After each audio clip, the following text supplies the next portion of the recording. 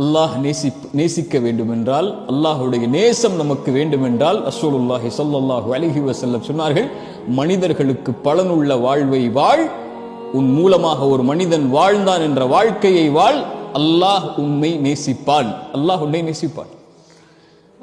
மரணமாகும் போது, மரண தருவாய் நெருங்கும் போது, கண்களை மூடும் போது, என்ன வாழ்க்கை வாழ்ந்தோம் என்று திரும்பி பார்க்கும் போது, கோடிகளை சேர்த்து குடும்பத்தை ஒரு பெரிய அரண்மனையில் வாழ வைத்து, சொகுசாக கார் பங்களா என்று வாழ வைத்து, குடும்பத்திற்கு சொத்துக்களை பரம்பரையாக சேர்த்து செல்கிறோம் என்ற திருப்தியா?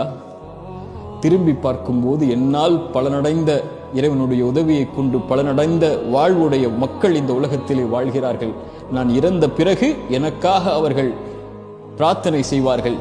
நான் சென்றால் என் இடம் நிரப்பப்பட முடியாத இடமாக மனித இனத்திலே இருக்க வேண்டும் என்ற பலனுள்ள வாழ்வோடு மரணிப்பது மரணமா? என்னால் ஒருவன் வாழ்ந்தான் என்ற வாழ்க்கையை சுமந்து மரணிப்பதுதான் அல்லாஹ் விரும்பக்கூடிய மரணம். என் குடும்பம், என் குழந்தை, என் சந்ததிகள், என்னை சார்ந்தவர்கள் மட்டும் நன்றாக இருந்தால் போதும் என்று வாழக்கூடிய வாழ்க்கை இல்லை. அது ஒரு ஒரு முஸ்லிமுடைய வாழ்க்கையாக இருப்பதை அல்லாஹ் விரும்ப மாட்டான். அல்லாஹுடைய நேசம் வேண்டுமென்றால், அல்லாஹ் நம்மை நேசிக்க வேண்டுமென்றால், நம்மை சார்ந்திருக்கக்கூடிய இந்த மனித இனத்திற்கு பொதுவாக எல்லோருக்கும் பலனுள்ள வாழ்வை வாழ்ந்தால்தான் அல்லாஹ் நேசிப்பான். அல்லாஹ் அப்படிப்பட்ட வாழ்வை எனக்கும் உங்களுக்கும் தரட்டும். அஸ்ஸலாமு அலைக்கும் வரஹ்மத்துல்லாஹி வபரகாத்துஹு.